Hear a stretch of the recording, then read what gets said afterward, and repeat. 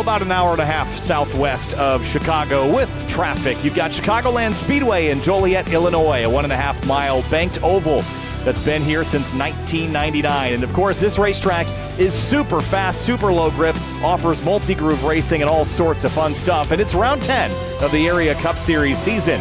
And with just 2 rounds remaining after the conclusion of tonight until the playoffs begin, drivers and teams are both focusing on the playoffs ahead. And if you're not in it, you need to win it to get in it. Welcome to round 10 of the Area Cup Series. Kyle Heyer joined by Hunter Sleppy and Finian DeCuna tonight. Guys, really excited to be here. This is a home track of sorts for me. I haven't been to the Oval. I've been by it as recently as last night. I was at Audubon Country Club this weekend for Grid Life Chicagoland, and we're here at Chicagoland Speedway tonight. Finian, welcome aboard. Round 10 of the season. Yeah, round 10, and it is slowly winding things down, at least for the regular season. The spots are running out. But we've seen some similar names up near the top dominating, especially guys like Seth Knoll, 4 wins this season. Of course, Jake Nichols just becoming the second multi-time winner this season. But we'll see if anyone else can join them in the wins column. Quite a few drivers who have not yet gotten a win. Guys like Michael Curran, Connor Horn, James Scioli especially, still yetting to get that win. Maybe now could be the first one for them. Yeah, we're running out of time here on the regular season. Only got a handful of races or so to go before we get to Talladega, in which that's the ultimate wild card, Kyle. Anyone could win, and it doesn't matter where you're from, no matter if you're top of points, bottom in points, still got a shot. Yeah, looking at some of the guys who are on the outside looking in, looking at Greg Mitchell. He sits right around 20th there in that, not really cut-off spot, but if he were to win a race, he'd have to be inside the top 20 points to lock in. Douglas Dubiggy needs a bounce-back performance after last week. Same thing with Philip Groner, which Groner, I believe he actually missed the race, so not going to help him much. But yeah, we're heading to a mile and a half, Kyle, where the racers, I don't know what I'm saying, but I'm fun. I'm excited for Chicago. I need to regroup. Give me a minute. Yeah, that's all right. We've got 3 of these left on the calendar. Chicagoland tonight. We've got the Kansas Speedway on race 16 and Atlanta Motor Speedway, a mile and a half that'll end our season. So I think the drivers that can find speed here are certainly going to be ones to watch if they can make the playoffs and make it through the playoffs. This is one of the first tracks, I think, that we're really going to get to see who can handle the high speeds and low grip of this worn-out racetrack. So pavement has been here since 2001, broke ground a little earlier than that, Finian, but it has really aged like a fine wine. And while it's not on the current NASCAR schedule, there's lots of fans that would like it to be because of the racing that it offers. I don't know what tonight holds, though, with the next gen, with that low tire wear that we've seen on the car this season. So some unknowns coming into the night. Couple of unknowns. If it's anything like what we've seen in the past, racing has been pretty spectacular, surprisingly. Chicagoland's not been anything too thrilling, especially with the later Gen 6 package with the high downforce, low horsepower. But with the next gen, it's actually worked out pretty well. A decent amount of pack style racing, but it's not impossible to pass. You can set up moves, you can work around traffic, work around each other, and I think that's what we're going to see as a lot of action tonight, especially with a huge field of nearly 40 cars. Yeah, and looking at the past history here, we've had a different winner each time. Jake Nichols won back in season 3 when we were crowning the champion there. Seth Knoll also as well won from the pole, actually, and then James Skiley won last season. Started all the way back in 24th. That's the furthest anyone's come from the field to have a shot at winning, and he led the least amount of laps as well with just 3. And I'm just new goofing. That pretty much describes me in the beginning of this broadcast. Michael Gurhan giving us the great onboard tonight. We've got Connor Horn giving us his onboard. He'll be in the booth for the rest of the week here with the trucks and the Florida State Builders Area Pro Series on Thursday night. Brett Punkari is awaiting his go here for qualifying in just a moment's time. Ricky Springer is giving us his show, as is Bryce Senesac, as always. So those are onboard cameras tonight here, guys. But 140 laps around here, 210 miles. Finian, we have seen in the past that this race tends to go pretty green. 3 cautions for 11 laps the last time out. About an hour and 20 minutes from flag to flag. And we'll see how this shapes up tonight. But I could anticipate this track, this race, being pretty clean and green and offering also green flag pit stops, which could be a wrench in things too. Oh, it definitely can be, because we see quite a few times, drivers maybe not exactly count for that in their strategy. Drivers playing a little bit too aggressive. So we'll see how it plays out, especially with, the tire wear. That's, like you mentioned before, a little bit of a question mark as qualifying begins. Sorry, Finian. English is very tough. It is a tough language. Yeah. You mentioned it, Kyle. We rarely have yellows. The average of the last caution is 93 to go. Last season, it was 74 to go when the last yellow came out. And pretty much late race passes can be done for the lead. Within the last 40 laps, that's where the race-winning move was made. Nichols, Knoll, and Skiley. He only led 3 laps, and it was the last 3 laps because that's when he took the lead. But we could see a 4th different winner here. I saw Ricky Springer at the top of the practice sheets, Blaze McKinney, Landon Cardolo as well. So a lot of interesting names up here that are going to be contending for not only a win, but a possible ticket to the playoffs. Brett Punkari rounds turn 4 on his qualifying lap is going to begin the about 30-second trip around the 1.5-mile Chicagoland Speedway off into turn 1. I imagine qualifying, we're likely going to see cars bottom feeding here on the racetrack, Finian, but we have seen in the past that outer line can often be the best place to pass once tires start to wear out. It definitely can be. Just carrying that speed throughout a corner is really the best way to try to, move yourself up forward, especially when everyone's bottom feeding near the bottom of the racetrack. That's typically the quicker way around. As we look at Brent Punkari across the line for him, he'll be one of the first drivers to get on the board. And we'll set the benchmark for everyone. Trying to see the time. For him, it's a 30.883. Jonathan Oates, meanwhile, on the 45, he's jumped up to the top of the boards, and we know that 45 car can be pretty fast. There's Bailey Turner coming out of turn 4, looking to continue to build his momentum in the right direction across the stripe. Ooh, that was slow. Off pace there. Peyton Howell went to the top of the board there. And Robert Colgan goes 9th quick. And others on their fast lap include Emerson Arden and Greg Mitchell, who enters turn 3 at the moment. Actually, that's turn 1. He's off onto the back straightaway. The Of course, the feature you always got to mention is that slightly curved back straightaway, giving somewhat of a unique run down the backstretch, and visibility can often become an issue. You get cars ping-ponging off the fence. And in the past, turn 2, the exit of that has been the trouble spot here, Finian. Yeah, it's usually where we've seen the big one occur is coming out of turn 2. Like you said, I don't know what it particularly is about this track.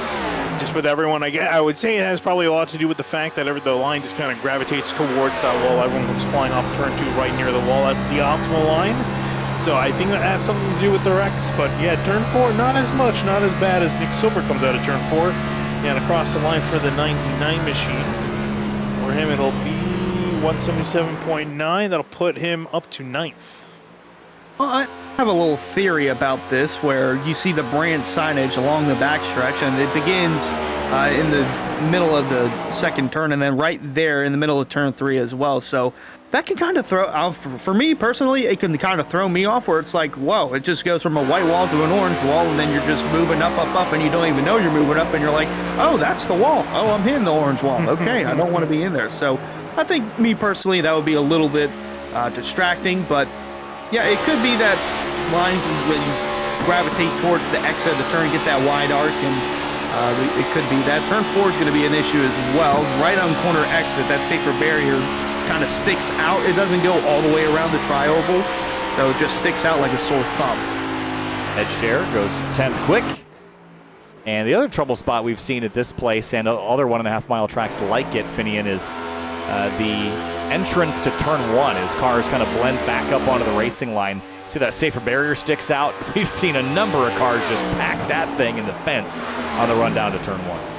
Yeah, especially with drivers taking use of the apron and on the front straightaway, which is legal. So you're going to see drivers take advantage of it. They're taking advantage of it in qualifying at the moment. Speaking of which, Justin Bonner, and really great time for him. 9 thousandths off the pole time. Second on the board, Michael Karen up to 3rd. Seth Noel in 4th. Jake Nichols just set a time for 6th. David Weiser at 7th. As you look at the 41 and Tyler Nichols, he's coming across the line. One of the last few drivers to set a time down. It's going to be 30.8. Going to put him, I think, in the midfield. I'm going to say 8. You don't even know moving down. We got guys putting in their last time within the last 30 seconds or so. Scotty up to 5th. Springer was 8th, and he's fallen down to 11th now.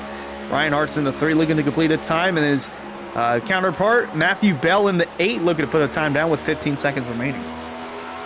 Connor Horn's also on a lap, and it's a 30.776, and that'll put him 4th. Matthew Bell goes to 38.41, and that is going to drop him into 11th spot. Jake Matheson came across the stripe, but I think he might have gotten in the wall. I don't see a valid time for him nor Connor Okresic. So 40 drivers in the field here tonight. This is going to be an interesting race, 140 laps on the evening here. But race fans, as always, be sure to subscribe to the Area iRacing Twitch channel if you have not. As a subscriber, you'll have Area iRacing emotes to use in the chat and earn double channel points that you can use to redeem for free merchandise for just $5 a month.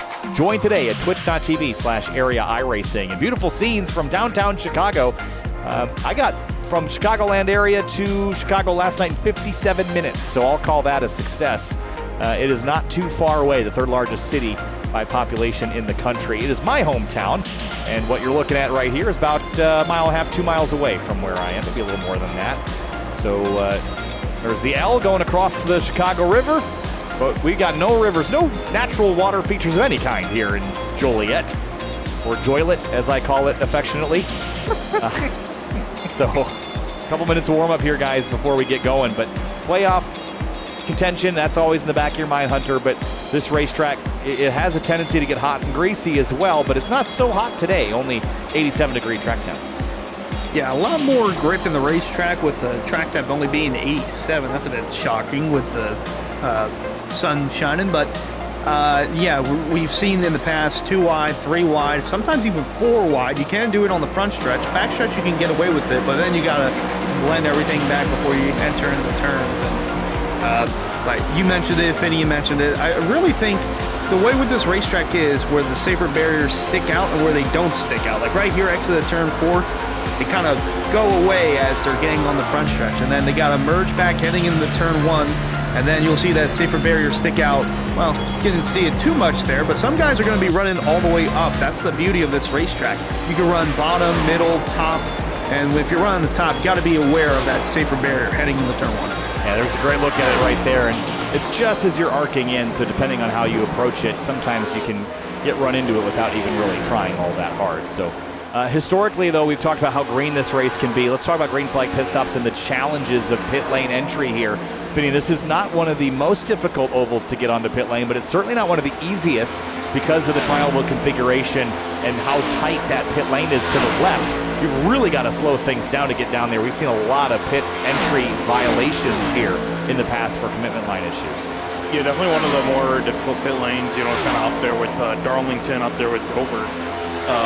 The racetrack we saw earlier in the season, so it's definitely something these drivers got to keep in mind. You want to practice it at least once, just because there's always that chance that we do go green for a majority of the race, and I think the races here in the past have been fairly green almost across all 3 series. But before we go further, I want to play a little bit of a game, guys.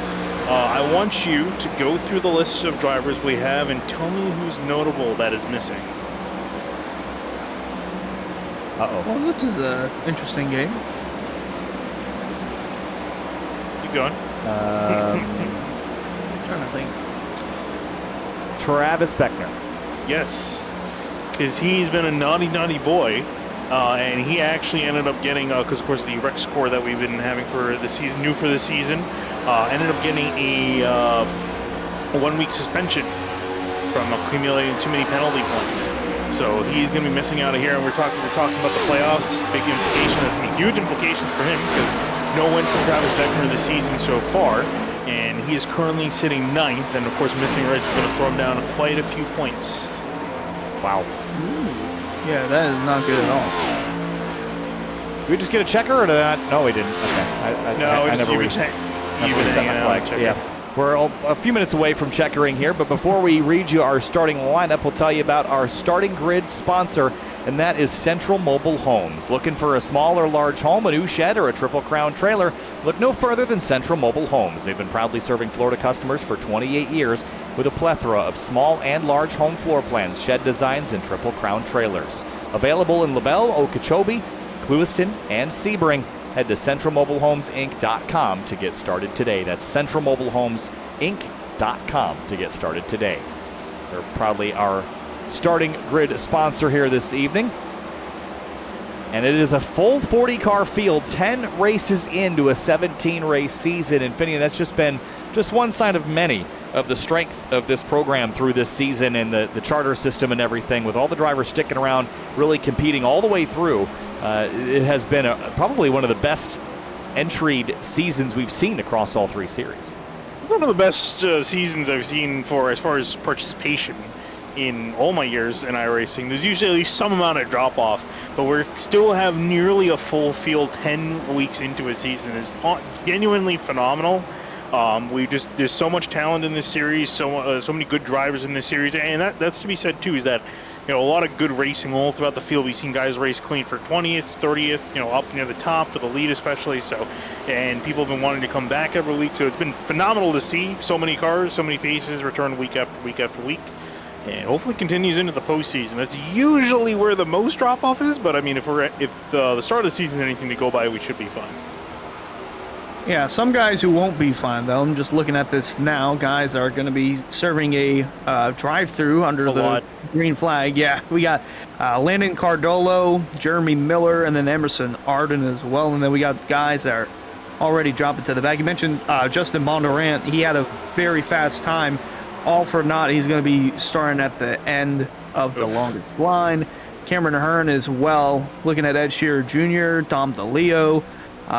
There's another one on there. It is Jake Nichols, actually. That was a big 2-point penalty that he had for Montreal last week. Yeah, that's interesting to note. Finney, go ahead. No, I was going to say, yes, the contact that he had. I think, was it with Sakaioli or was it with Noel? It was one of his teammates. Whoever didn't win the race. Short-term memory loss. Short-term memory loss is real. I'm I was going to say, make the was point. it Noel? No, it was Scioli. I think it was Scioli. I think the point being is that we come off of a road race, the final one of the season, and while we didn't have any catastrophes there, it's a road course, how could you? We did have a lot of one-on-one contact that kind of tipped people over the edge there. So coming back into the oval side here this week, everyone's tired of turning right this season, so we're going to head back down to the racetrack and get rolling with our Central Mobile Homes starting lineup. Let's head down to the grid and get things rolling. On the front row, it's Peyton Howell in the number 52. And Justin Bondurant will start alongside him. It's an all-Chevy Camaro front row, Finian. Yeah, unfortunately, he's going to be having to drop to the back, as well as a couple other drivers. Michael Curran up in third in the number 24 machine. Next to him, Connor Horn lined up in the 42. He's lined up in fourth. Seth Knowles starts fifth place in his number 1 Toyota, and James Scioli starts alongside him in the number 7. He starts sixth. Adam Cabot's going to line up in 7th place in the 07 machine. Next to him is going to be Jonathan Oates, lined up in 8th in the 45. Ninth place is Jake Nichols in the number 73. David Weissar starts 10th in the number 33 Camry. Yeah, and the OLs for the 73 Nichols, that's going to be big to see him come up through the order. Matthew Bell lined up in 8th place, in the car in 11th place. Next to Tyler Nichols, he's in the 41, lined up in 12th. 13th place, Blaze McKinney in the number 87. Ricky Springer starts 14th in his number 51 Toyota. Moving back to 15th, it's going to be Mason Kane in the number 31 car. Next to him, Ed Robertson in the 64, lined up 16th. 17th place, Brett Punkari in the number 35 machine. Andrew Payne in his Camaro starts on the outside of row 9 in the 70. Moving on back to 19th, it's going to be Ryan Swan lined up in the 20 car. Next to him, Cameron Hearn in the number 4. He's lined up in 20th. 21st place is Ed Scherer Jr. in the number 17 Ford Mustang. Philip Groner starts alongside in the 22nd place in the number 11. 23rd, it's going to be Greg Mitchell lined up in the 2. Next to him, it's going to be Seth Berger in the 77, lined up in 24th. 25th place, Nick Silver in the 99 Camry. Max Service rolls off 26th in the 81 Chevy. Back in row 14, it's going to be Reese Schaefer in the number 97 machine. Next to him, it's going to be Drew Jura in 28th in the 13 car. 29th place, Ben Pierce in the 65 Camaro. Emerson Arden will start alongside him in 30th, the outside of row 15 in the 57 machine.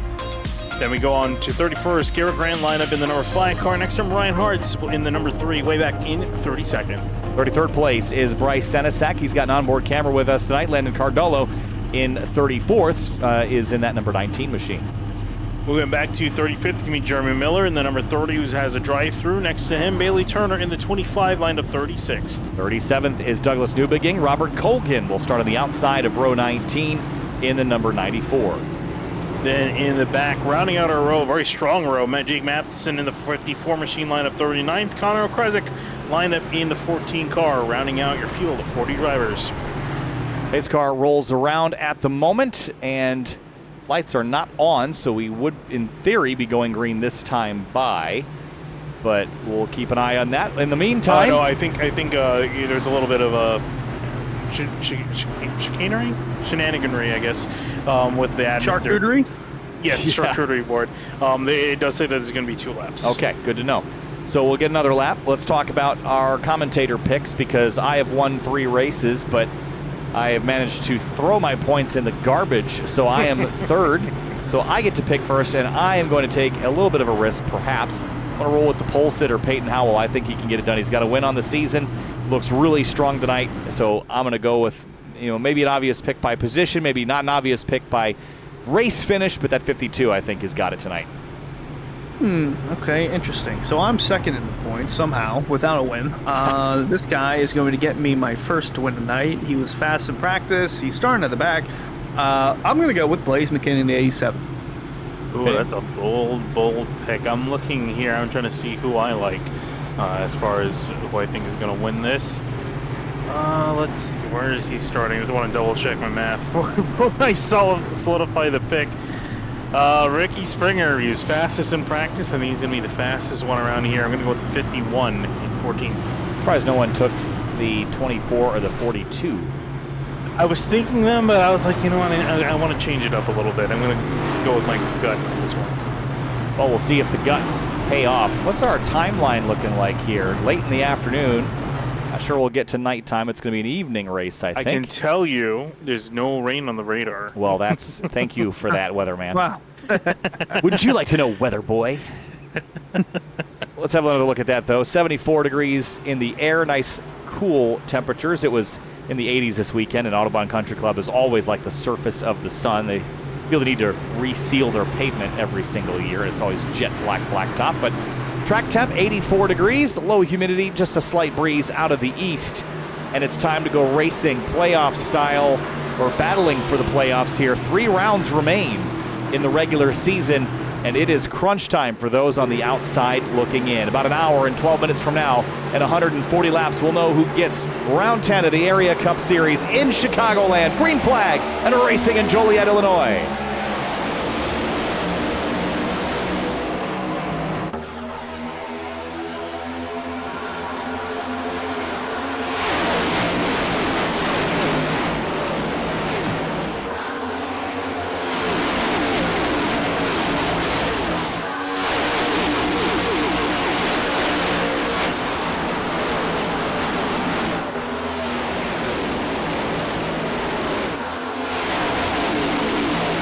Lap 1 complete, and across the stripe, Connor Horn vying for the lead, but it's Peyton Howell that has it.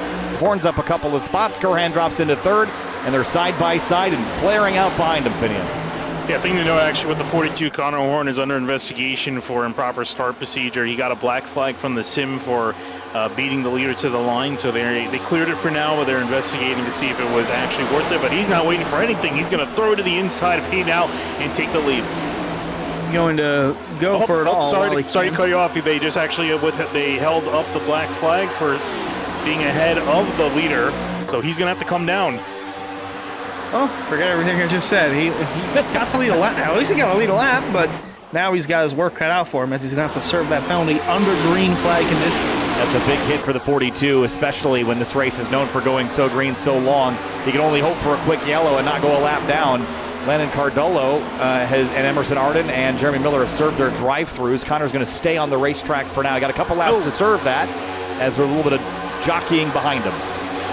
Ricky Springer hit the turn 4 wall. They're all getting really tight. And again, we were talking about it before, how everyone kind of typically gravitates towards the same line on the exit. That's where we see a lot of the wrecks. Usually out of turn 2, but tight out of turn 4. Robertson there, the 64, getting close to that, running in 8th, and Mason Kane not too far behind, also running up there, but looking on board with Jonathan Oates in the 45, looking to get a strong run to the inside, as you see Connor Horn on the left dive to pit road to serve that penalty. Yeah, frustrating start for him, but if you're going to have an issue, you better have it early. Up on the outside, that's Andrew Payne in the 70. They're already seeing some drivers trend up to the outside lane to try to find some speed up there, including Mason Kane in the 31. Seth Berger's up there. The 20 of Ryan Swan is up there. Drivers experimenting here early on with different lanes. Yeah, might as well try to experiment now while you're in traffic. Ryan Swan, though, he actually caught a little bit of the wall further on behind, but he gone off of it. And it's really tough once you get that car into the wall. It feels like it'll never, ever separate from the wall again. But still double file for the majority of the field on back from Adam Cabot. For Adam Cabot, a great start for him up in the top 5. Ricky Springer, also a really great start. He's in 4th, and I'm just saying it now is the reason I picked him. One of the early goers moving up in the order, trying to get around Seth Knoll for 3rd, but no avail. Meanwhile, this is there's the Springer machine, and to the, I thought that was Ryan Swan. I saw a HyperX up there, but he's being attacked to the inside by Adam Cabot, Michael Curran getting the draft, as well as Andrew Payne in the 70 right behind him. Big sends into turn 1 here. Wide racetrack, a lot of different places you can put the car. Not as line sensitive as a place like Darlington, for example. There's the 11 of Philip Groner in 8th spot, shooting the gap here. He started 22nd, and look at the climb he has had, Finian. Yeah, I think might have also been helped by a couple of drivers getting some EOLs and penalties, but has also pretty much driven up here. And for Philip Groner, he's actually been really quiet in it recently, up until his last race at Darlington. Before that, he shot out of a cannon, finishing 6th, 5th, and 5th in his first few races, then really struggled for the next 4. Now looks like he's climbing back forward to his typical form up near the top 5 of Michael Curran, trying to get around him on the outside, and a juke up ahead, Adam Cabot and Ricky Springer jockeying for a position for 4th. Yeah, Cabot and Springer still door-to-door for the 4th spot, and Groner catching those two in a hurry. Meanwhile, behind them, you saw Robertson, Curran, Weiss, now Mason Kane entering the top 10.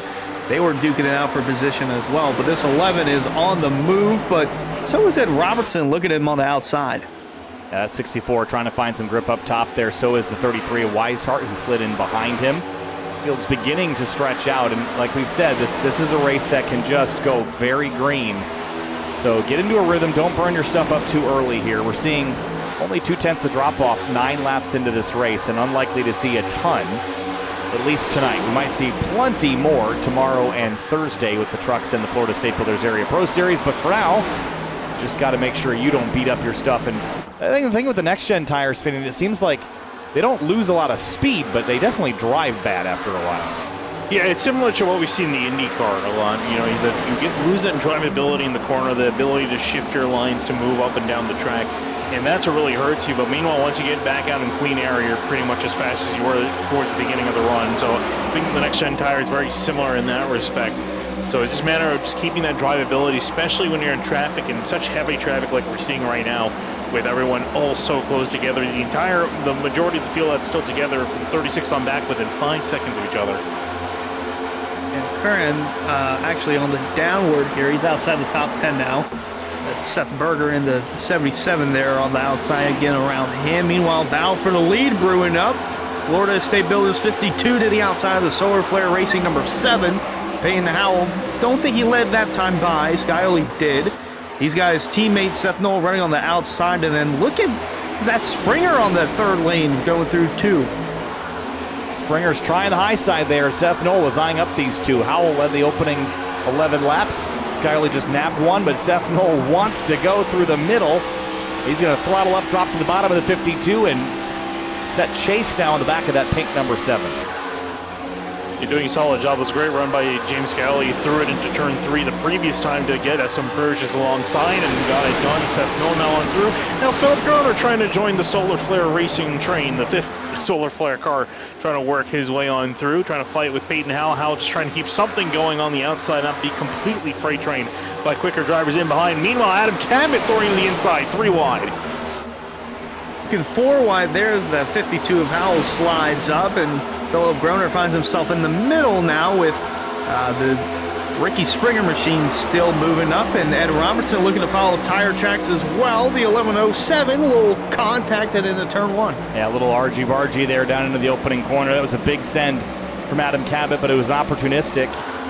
But now he's stuck on the bottom, and he's going to have the 64 pull up alongside his outside, and this is where the hunter becomes the hunted. If you don't get the job done, you know, you go back to junior slide job. You got to get it done and get up into the outside lane to protect.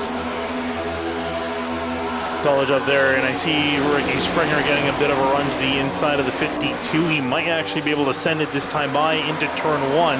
But look at how much 52 is able to make that speed on the outside. And just look at everyone in general. Everyone's fanned out, all looking for clean air. And then converging back on the exit of turn 2. Here's the run with Seth Knoll working to the inside of Skyly. Will throw it down there into turn 3, and that should give him the spot. We'll have it for now and for the foreseeable future as the 7 looks to regain that ground and position that he lost to his teammate. And while Philip Groner on the outside there looking to get around Peyton Howell for 3rd as the field flies into turn 1. Yeah, the speeds here just get so high around this racetrack as drivers keep up their momentum, kind of rim riding around here. Mason Kane got a little tight out of turn 2. And the 52 Howell now drops behind the 07, and Ricky Springer goes to the top here to potentially take yet another spot away. There's that 20 of Ryan Swan that you were mentioning earlier, and 19th to 11th on the opening laps of this race as things tighten up ahead. Final Michael Curran, who has not had a good start to this race in the 24 machine, he's dropped back to 12th. It could be in the cards for him. Just kind of waiting to see how things play out, not push his stuff too early on as Ryan Swan works to his outside. As you look further up the order, there's 51 getting a run of Adam Cabot as everyone gets nose to tail to Solar Flare 1, 2, 3 at the top of the order. Look at the outside lane. You can see the run starting to get generated there. Springer on the outside of Cabot. Cabot still fighting off on the inside lane. Meanwhile, Peyton Howell's looking to re-enter the top 5 and bring Mason Kane to the party as well. Up to 7th is the 31, and he's looking to pick up another spot. Yeah, Mason Kane wanted to stop the bleeding, so he's jumped in behind this group of Toyotas. 4 of them, in fact, that are all finding speed up on the outside of the racetrack. So if you can't beat them, join them, right? So he's going to jump up there even a little higher than the 51 and 3 and 4. Look at Cabot right in the quarter panel out of turn 4. Very solid run for him, but it's going to lose a lot of speed off as Howell gets a huge run on, and there goes Mason Kane. And for Mason Kane, this is a phenomenal run. This is the highest this car has ran in a while. Best finish we've seen for him was at Daytona at the beginning of the season. Since then, his best finish has only been 22nd. So Kane's having a fantastic day. I think he wants to keep this going as long as he can with a decent run. Now looks towards the middle, gap open, trying to look to the outside of cabin and the inside of Howell as Howell shuts the door on the exit. Oh, nice run for the 31 of Kane. You can see you giving the shove to Peyton Howell there on the outside. It's going to propel both of them around the 07. Well, temporarily for Kane, but to the inside for the lead. It's Scioli underneath Knoll. Does anyone sense trouble brewing right now? Everything's kind of condensing back together 20 laps into this run, and people are now getting more desperate to get the line that they want. So James Scioli clears Knoll, but behind him a bit of a hornet's nest here, and it's buzzing right now. It is buzzing quite a bit. That being said, though, it looks like the people are struggling to make the moves that they were able to in the opening lap. So we're talking about that loss in drivability. It seems like drivers are not able to quite send it as much as they could before. Maybe if you time it right, maybe if you have the run. But it's slowly, I wouldn't say separating out, but it's I want to say it's coming down, but then they get doing this in the middle of the field. 3 wide, Blaze McKinney in the middle, Jonathan Oates who's inside, and Matthew Bell to the outside in the 8. And you got Greg Mitchell up there in the 2, also trying to push on forward. Yeah, there's a reason he was second fastest in practice. He's just slicing and dicing through the field. Started all the way back in 30th. Actually, started 13th, but had to start at the rear with the EOL. So basically had to fight and claw his way back to where he started. And now he's starting to eat in towards the top 10. Got Greg Mitchell in front of him, Ed Robertson to the inside, and Kane almost scraping the wall there in 2. Really tight quarters on the back straightaway, and we're not done battling for the lead yet. These solar flare cars are tucked in tight. Now you've got the Sprinter Racing Graphics 51 of Ricky Springer up here, and he's vying for position on that outside lane, although he's got to fight off the hard-charging Adam Cabot on the bottom. It's a push from Peyton Howell in behind the head of Adam Cabot, so you'll secure that 4th place spot. Now it's a matter of dealing with the solar flare trio up near the front of the order. And I want to say that they're going to be trying to work together, but it doesn't look like it at the moment. You look further on back in the middle of the field. And right there, Jonathan Oates slid up and going to lose a little bit of momentum. Greg Mitchell to the outside. Blaze McKinney running the Larson line around here, all the way up near the outside wall, making it work. A little bit of smoke up ahead, but he's going to give a bump to the 2 of Mitchell, or some momentum boost heading into turn 1. This is what you worry about right there. That safer barrier gets so close. The margins are so small. Mitchell throttled up mid-corner there. Might hurt him on the exit. McKinney's going to set up for it. But you're kind of boxed in, so you've got to work with the drivers that are directly ahead of you. And it has just been fierce in the top 20 here since the drop of the green. There's the 45 and 87 almost coming together. Yes, I'm going to get really close to each other entering turn 3, and they back out of it, which will keep ahead of McKinney. So someone diving below the apron. I want to say it was Adam Cabot trying to make a move on. Look at the 45. Oh, that's a recipe for disaster that they didn't brew up. They didn't follow through with it, but Weishart's stuck in the middle now with Mitchell to the outside. McKinney going to fill that hole as well. Yeah, really high octane back here. And when will it reach a flash point here? The 45, the 33, and the 87 are just absolutely leaving it all out there on the line. Robertson scraping the wall through 3 and 4 that last time by. His car's starting to fade away. 25 laps down and a lot to go.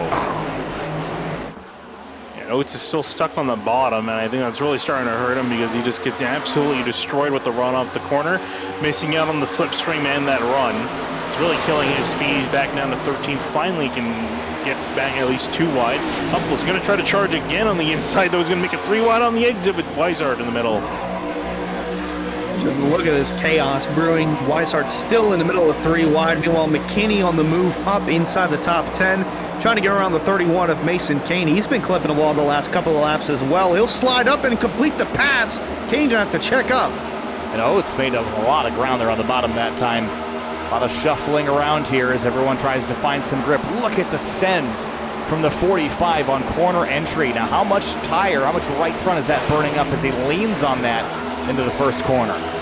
Yeah, that's the issue is when you start to do that, you really start to push that tire in. Again, we talk about the tire not being nearly as much as it is with the Pro Series car and the Truck Series, but you're still putting pressure on it. You're still ruining that rotation, and it definitely can affect you, especially in the long run, which is what this race is looking like it's going to be as the laps continue to tick off. We're almost 30 laps into this race, and no signs of caution just yet. It's been crazy, but no caution at the moment to slow this down.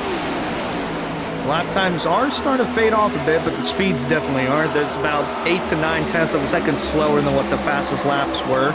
So guys are coming across the stripe now. Skyley, the leader, 30.9 was his best. That last lap, a 31.6.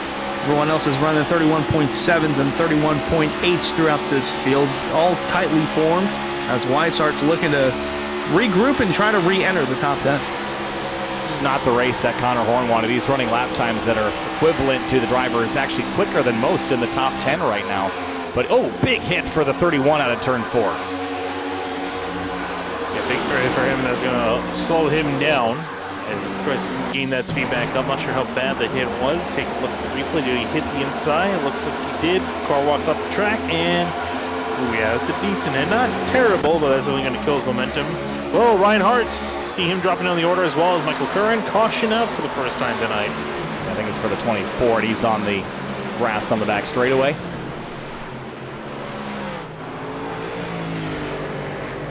So let's go back and see what happened with the 24, Michael Curran. And I think it was all kind of created by the situation behind the 31, and then it bottled up this group, and then here's what happened. Hartz and the 31 just tangled. I was looking at it from a different angle. A lot of netcode between those two, so I don't think race control is probably going to do a whole lot in the penalty department with that, but take a look from up above. We see the 3 coming up the track, 24 kind of coming down maybe a little bit, but big gap between them, and around goes 24. Not that much damage to him, so he should be able to continue onwards. My grandparents had Jeff Gordon and Dale Sr. I have Austin. I'm thinking real life. I had Ryan Hartz and Michael Curran. Yeah, Watson Dillon and William Byron. Yeah, that's the real life duo right there. Cars on pit lane, and everybody I think will be taking tires. Honestly, 6, 7, 8 tenths of tire fall off is more than I thought we'd see in the opening 30 laps, but it just makes sense because we're not that far away from the pit window opening, and about 110 laps to go this time through. James Skyley is your current leader. Let's see how things shuffle on the pit lane while this is going on. Our replay partner this night. Oh, Skyley went through the box. Ooh, how bad will that hurt him? I think he'll lose a position or two at least. He's down on the jack compared to the 1 at least. He might lose 3. Or a lot more than 4. 3. Wow. Come out P5 behind the 1, the 52, the 11, the 51. Cabot in 6th. Our replay partner tonight is Hendry County Motorsports Park. Racing is back at Hendry County Motorsports Park. They just had an event on September 14th. UMP Modified, Street Stocks, Factory Stocks, and more. Of course, their racing is $15 for adults on race night with discounted prices for seniors, teens, and kids ages 5 and under are free. Come see racing at the southernmost dirt track in America, located in Clewiston, Florida, off U.S. Highway 27. Visit HenryRacing.com for more information. Unfortunately, their driver is not on the field tonight. Nope. Might be a replay sponsor, I guess. You'll always get action with that. And under our first yellow for the night, just 2 cars making contact. That was really what Connor Horn needed to kind of get a race reset for him so he can now effectively start like he's at the tail of the field. And now he's just got to keep his nose clean and stay out of trouble here, Finian, if he wants to move forward. Yeah, and I'll tell you who else I was also big for is Jake Nichols, because we have not heard anything from the 73 after he had the EOL to the back of the field.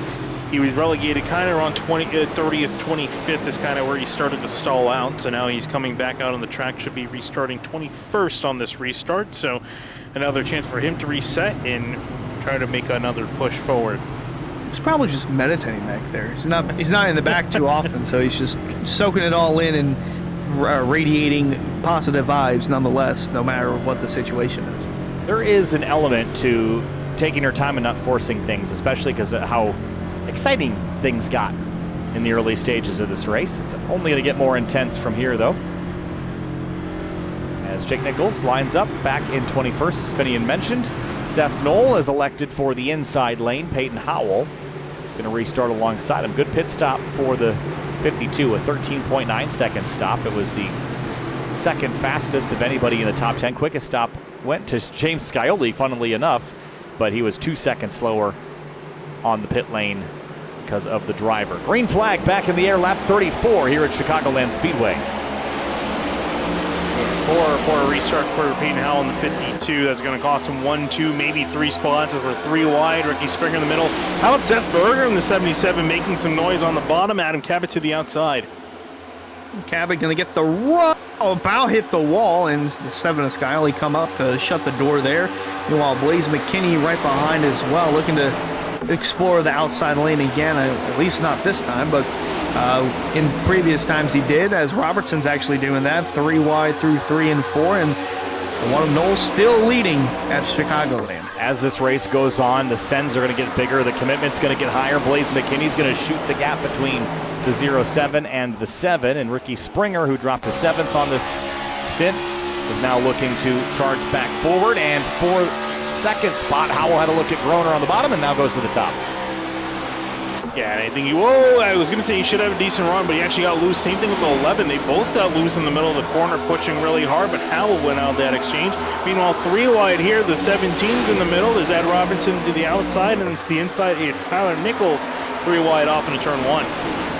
Yeah, they've explored all parts of the racetrack again, as they've had time to regroup and refocus, and Blaze McKinney's taking that talent to the outside lane, getting around the 11 of Groner, and he's bringing the 51 of Ricky Springer with him, trying to take over 5th. Groner way down to the bottom, and the 87 of McKinney way up on top. That 87 car is flying right now, and up to P4. Quick in practice, and he's showing that pace right now. Groner's middle 3 wide. I don't think he wants to be here.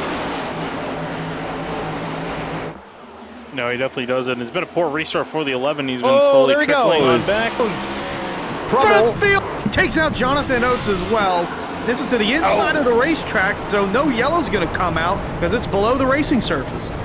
Oh, that's a mess. It's going to be a really poor run now for our Jonathan Oates, especially with the caution not coming out. No chance to fix that car. And still struggling to get it back going in the right direction, but we continue racing on. And to the outside, Adam Cabot trying to race with Blaze McKinney, and McKinney's going to come up, give a little bit of a tap to the 07. Yeah, wild sequence of events there we'll have to look back at, and he just reacting, getting into the 77, and it just overcorrects, and nowhere for Jonathan Oates to go. Tough end for his run. I think it was the 33 a Weishart, was it? I thought it was. He's on board with Ryan Swan here. It's all the chaos, just shoots left. All that aside, we've got a battle for the lead going on, and it's getting pretty interesting with Seth Knoll just ahead of Howell, Cabot, Springer. Look at it. It's like Talladega. We're not even there yet in this season. Yeah, and everyone's getting practice for it at the moment, it seems. Adam Cabot, decent run off the 52. Got a poor run off the corner. Ricky Springer giving him the bump. Trying to get him going forward in the right direction to make a move, but he's kind of stopped between both of these two drivers fighting side by side for position. Another bump from the 51 to the 52. Seth Berger also in line and back inside the top 5, fighting with Blaze McKinney for that spot. I'm feeling a lot more spaced out now after that altercation between the 11 and the 45 happening in the middle of the pack, and still seeing some cars working that outside lane. Saw the 8 of Matthew Bell, the 64 of Ed Robertson's made it known that that's his use of transportation, at least the lane of transportation. But up front, still some side-by-side battles, but they're all chasing that one of Knoll, Cabot, and Peyton Howell fighting for second. 100 laps to go this time through. 40 down, 100 to go. Closing on the 1/3 mark of this race. Jake Nichols has only gone 1 spot further forward. Connor Horn has only gone a few up to 29th place. It is hard to make moves here. And I think the mobility up front has been a lot more than the mobility out back fitting. I'm not sure why that is. Yeah, I'm not sure why either is riding on board with the 42 Connor Horn, trying to make his way on forward, slowly but surely. I think he's kind of picking him up, putting him down where he can. Trying to look at where Jake Nichols is. Nichols hasn't gone anywhere. He's back in 19th and going on +2 since the restart. So again, also for him, I guess picking him up and putting him down where he can. For the lead, guys, here comes Ricky Springer. Yeah, Ricky Springer got a fantastic run off for turn 2, was able to take advantage on the back straightaway, and here he comes completing that run on the outside. Off of turn 4, secures it, and Adam Cabot also going to take advantage, try to get to the outside of the 1. Battle for second also brewing as we have a new leader.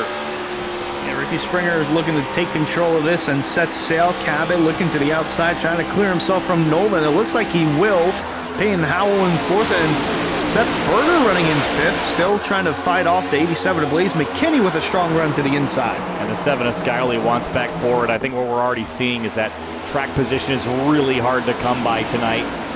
So maybe you've got to have a tire advantage later. Maybe that's not even worth a whole lot. But some drivers have made big gains like Blaze McKinney, but others really seem to struggle to make passes here with the speeds as high as they are. It's a matter of really making sure you know how you can set yourself up. You got to set yourself up a half a lap before to get a run off the corner and then execute after you have that run. I think it's the only way you're going to really be able to overcome the difference in pace for these drivers in the corners. But looking at Blaze McKinney fighting with side by side with Seth Berger for 5th still. James Scully sitting right in behind him, and the field's still very close together, all within 5 seconds. Adam Cabot's looking to swap the lead with Ricky Springer, and he's going to do just that. So they'll swap positions for the time being. Springer with a strong run off 2. Might look at a crossover. No, just give him a little bump down the back and into 3. Seth Knoll steered clear for 3rd for the time being. Yeah, I'm surprised actually that Ricky didn't just try to cross him over. He had enough of a run. He might have cleared him again by turn 3. But maybe it's big picture for Ricky Springer at the moment. Can't win the race on lap 45. You need to be there at lap 140.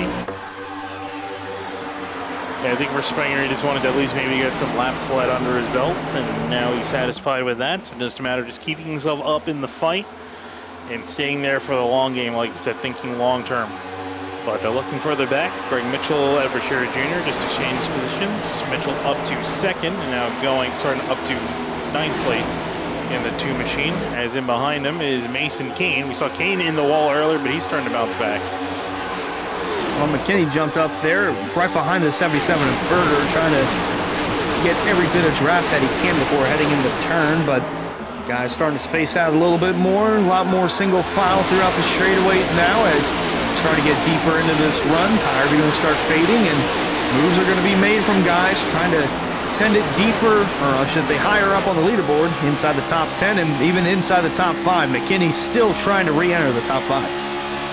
Big run out of turn 4 this time. He's going to sweep to the outside of the 77. He will try, and that's what I was worried about. Trouble between him and the 77 of Berger. Berger locks the brakes up in turn 1. He gathers it up in a scary collision at turn 1, but he hangs on to it.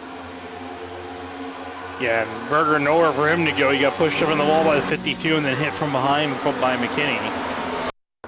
Take a look here. Clayton Howell way down low, almost in the grass, and then came back up violently, trying to slam the door shut. But Berger was there and almost went around, did a great job saving. The lead again. Whoa. Here comes Springer. Sorry, I was looking at a replay by accident.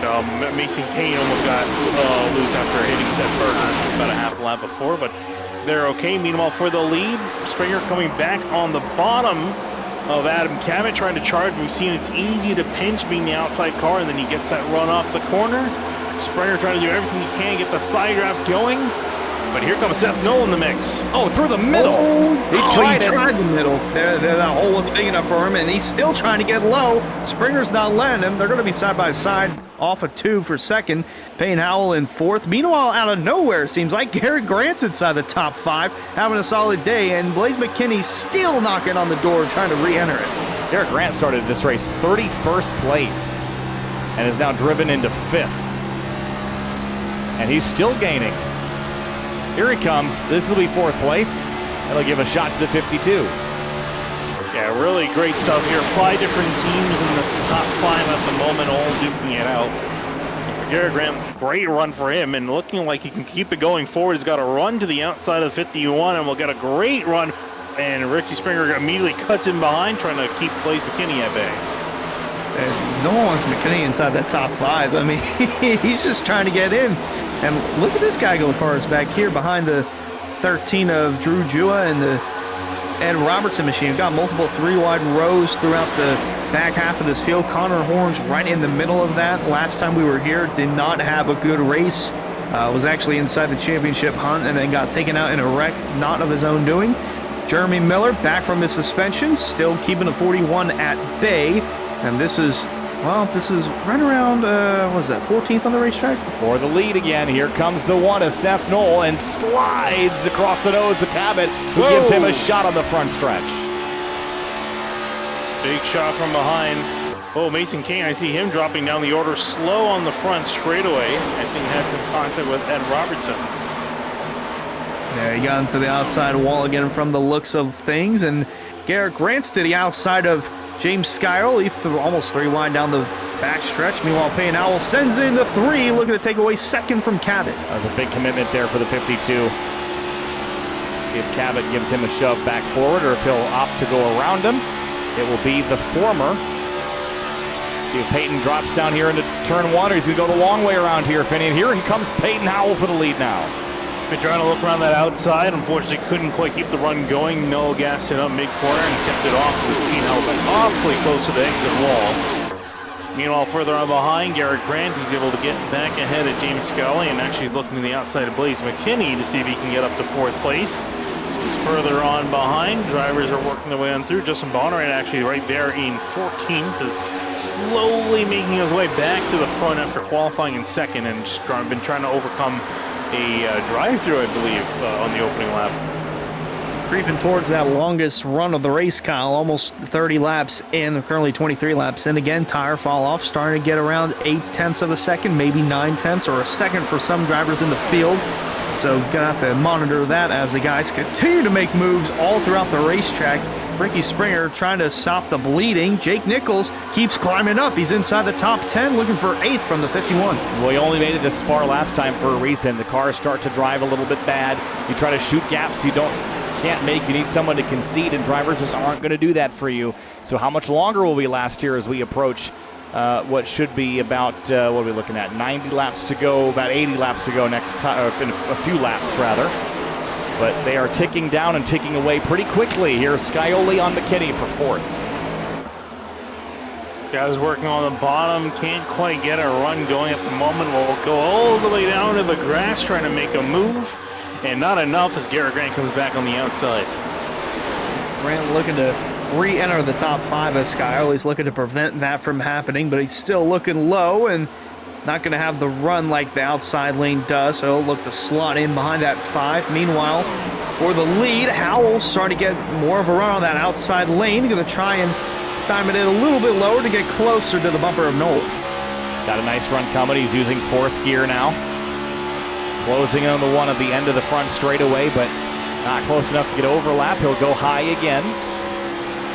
Try to arc it down here on corner exit. Seth Knoll's doing a nice job driving, but he's using more racetrack than Howell is at the moment. The order that's going to come back to bite him later on in this run, but at the moment they're holding strong and actually building up a little bit of a gap to some of the guys in behind. It's the top 3 slowly breaking away about 3/4 the gap between Cabot and McKinney. And further on back, they're still doing battle. And actually in behind Ricky Springer, here's a name we haven't really talked about all race, Jake Matheson in 54. He's finally back inside the top 10. I think his favorite theme of movie was High School Musical because he's soaring, he's flying, he's inside the top 10. He's trying to get around the 51. So is the 73 of Jake Nichols. He's soaring and flying after having to serve that EOL at the beginning of the race. Nearing halfway here, the 73, the 54, the front runners starting to make their way towards the front as the run goes on. Yeah, the 54 has made really great progress from 39th to 9th. Bit of assistance from that yellow. I'm just shocked at how some drivers have been able to overcome the challenge of passing, and others have just been trapped. I mean, Connor Horn's only up to 21st place. He is making progress back there, but not fast. And it's a long race, so you've got time, but you would have rather had not had that penalty, huh? Yeah, it was all from an avoidable penalty that if he just was a little bit more back on the start, I think he was trying to see if he can time it, maybe get a better run on the opening lap and get the lead, but fortunately that bit him, and now he's been stuck working through traffic for half this race while everyone else up in the front has been busy racing. Well, it is a marathon. It's not a sprint. Kind of a 180-mile-an-hour marathon, so you got to take that into consideration, but there's still time for him to regroup and refocus as he's outside the top 20 trying to get in. His teammate Bailey Turner behind as well, looking to get around Ed Robertson there for 22nd, and some checkup there on the inside for Berger. Yeah, he clipped the apron and it slowed him way up, and he's just going to lose so many spots. This is like when you know that iRacing has nailed the next gen. It's so hard to find an advantage and so easy to give up 3, 4, 5 spots. You're just waiting on a mistake and then everybody pounces at once. It's an intensely frustrating way to drive, but some drivers have adapted to that quite nicely, and one of those seems to be Seth Knoll, who's now extending his lead up to nearly half a second. Yeah, he's been kind of breaking away. So is Peyton Howell, so is Adam Cabot. The top three have all not only broken away a little bit, but also built themselves a bit of a gap here and there. Oh boy, is that Connor Horn going for a big slide? Did you just see that? So, not part of it.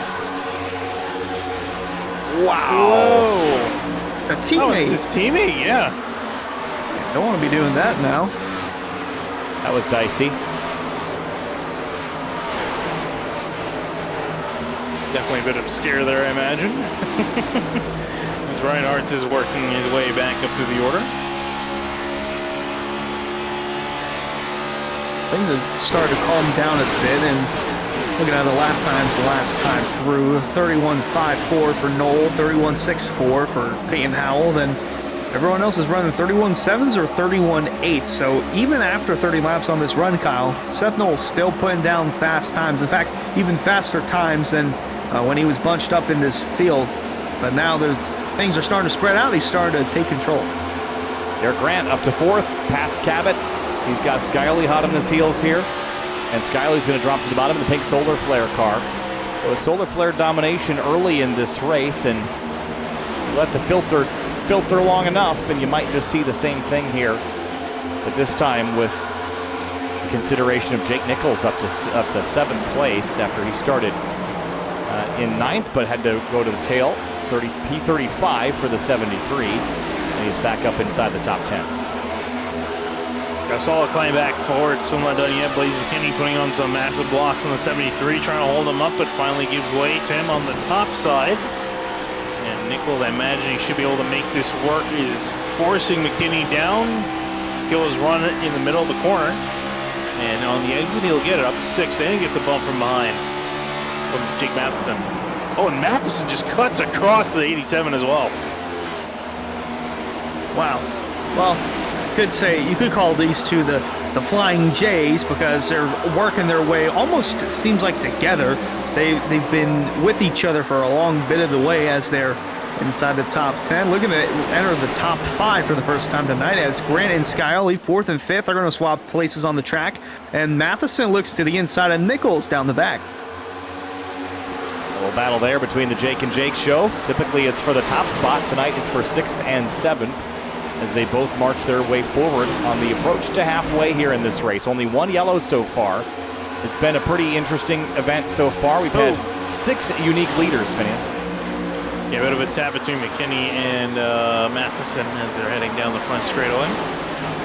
All resolved for now, though, as McKinney will have to yield that spot and not be able to make a move on Matheson, who was slotted behind the 73 as they go single file. As McKinney was thinking about it, you saw him thinking about making a move, but thought better of it, didn't feel like he can make it stick.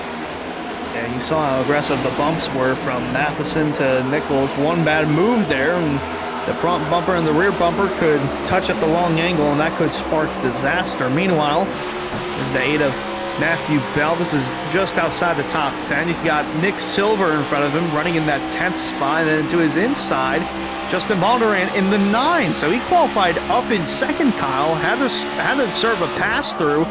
I don't believe it was a pass-through. I think it was an EOL. Nonetheless, he's had to work his way from the back to the front as well, and he's on the door of entering the top 10. Yeah, the guys that have been quick here at Chicagoland are not to be denied, are they? They've managed to find their way forward. Now, however slowly it has been, and there's still a lot of racing left. Next time by, 70 laps complete, 70 laps to go. So we're thinking about maybe our final pit stop here, Finian. We're 38 laps into the run. When do you want to try to make that stop? It's going to be a little bit longer, I would assume, to try to split this in half. Yeah, I think these guys, ideally, if they can stretch it up to 55 laps, it cuts the run in half as Bonneran makes some contact with Matthew Bell there. That was a hard stopper. Oh, and throws a block on the 2 of Greg Mitchell as well. That's getting dicey here in the midfield. Lee Schaefer trying to work his way in through in the 97 to the inside.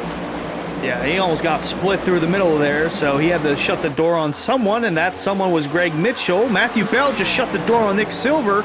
Meanwhile, for the lead, Peyton Howell has reeled in the one of Seth Knoll. He has. Last couple of laps, Peyton's found a couple tenths here and there. And after the halfway point, this 52 is looking really good on the long run here in comparison to Seth Knoll, which tells you that Florida State Builders car is very, very strong.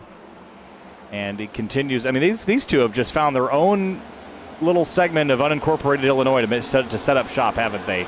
1.7 seconds clear of Adam Cabot. Yeah, really solid job. You forget how really Peyton Howell can really turn up the wick if he needs to. He's been stupidly consistent this season. Lowest finish across all 9 races that run so far is 15th. Otherwise, he's been inside the top 10, and if not inside the top 5 a couple of times. Here he is battling to potentially win number 2. Trying to beat Seth Knoll, however, that is 4 wins this season. Yeah, he's looking to snatch another one, saying, hey, you got 4, leave some to the rest of us. I want more than 1, so he's trying to put up a fight there, but they got a big gap, 1.6 seconds between themselves and Cabot. Matheson and Scioli swapping 4th. Here comes Jake Nichols in the 73. He wants to enter the top 5. Got Garrett Grant still running solid in 7th. And then from Blaze McKinney on back, it's still tight pack racing, side-by-side action behind him. It's just amazing how tight this field has been tonight. The 8 slow. Yeah. He just tucks in. I don't know if he got in the wall or what, but he did. He had a little bit of help. He had some contact, I should say, not necessarily some help. Made some contact with 51, Ricky Springer right there. I think was trying to come down to clear, and then a solid hit to the wall, and that killed all of his run. I'll say. Good thing these cars are durable. The 2 almost just tested how durable Connor Horn's car was. That was real tight. Connor's going to get a little bit more aggressive here. I think as the field thins out, and he can start to make a little bit more progress now that everyone's fighting slightly less. That being said, 3 wide directly ahead of him as Nick Silver, Edward Scheer Jr., and Drew Jua, I believe. No, not Drew Jua. Three Schaefer on the bottom trying to make some moves, and more moves. Edward Scheer Jr. throws it to the inside.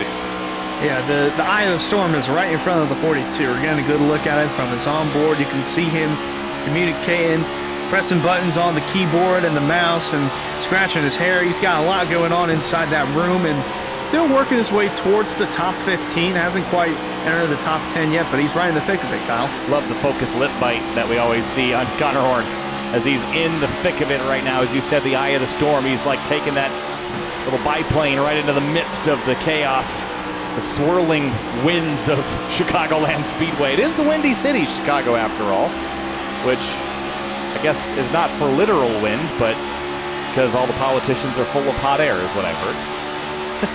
I was going to say the wind actually right now is very low. It's only 5 to 6 miles an hour. It so is not that particularly windy. It is a particularly windy city, though, just like standalone. I just don't think that's where the name comes from. Yeah. I've seen a tornado at Audubon Country Club right down the road from this track. So really, yeah. Well, this is really sketchy. No way, boys. How is that going to play out? We shall see, as they look like they're pacing. Essentially, look at that perfect rows of 2 across the front straightaway. Connor Krasik up there trying to fight with Ricky Springer. Springer looks like he might be dropping back a little bit. He might have burned up his stuff a little bit too much. As a Krasik will try to clear ahead of him and will just slide in front. He will clear. And then we got the formation building up on the outside. Bondurant with a shove to Cameron Hearn, entering the corner. Going to get him sideways and into the middle groove. Going to be tight on corner exit, and Hearn, well, I thought he was going to be in the middle of 3 wide, but he's going to give a little nudge to the 9. Didn't appreciate that. They're going to continue to touch down the front stretch and into 1. This is dicey. I don't like this mid-pack. We're closing in on 60 laps to go, so everyone's thinking about their final pit stop here. Thinking about grabbing any positions they can. The aggression level is up, if it wasn't already. The intensity of these races at Chicagoland has been just unbelievable. This is very dicey. Yeah, Hearn is getting feisty with the 9. Yeah, they almost created a big wreck, and again, Connor Horn right behind it, doesn't want to be a part of this. This is exactly what happened in Season 5, and he was contending for a championship in Season 5, but just got caught up, wrong place at the wrong time, and it looks like it's simmered down for the time being.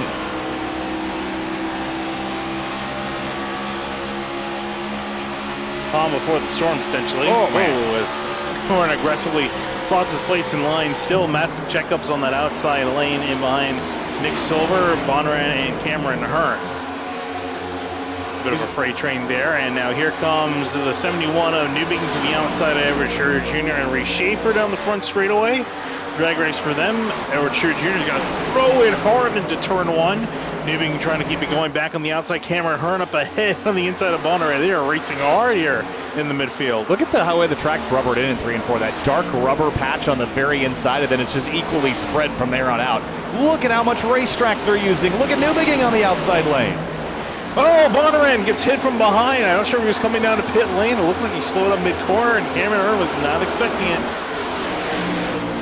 Or it's just a coincidence that these two have made contact with each other again within the last 10 laps or so. Not sure how that occurred. I don't know if we can get a look at that, Kyle. Sure can. Very interesting that those two collided again.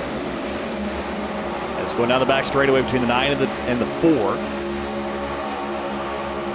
Big commitments here. Then the 9 just drives in hard to the bottom, and he has to check up in a big way. I think because he knew if he didn't check up, he was going to wash up the hill there. So I don't think the 4 really could do much.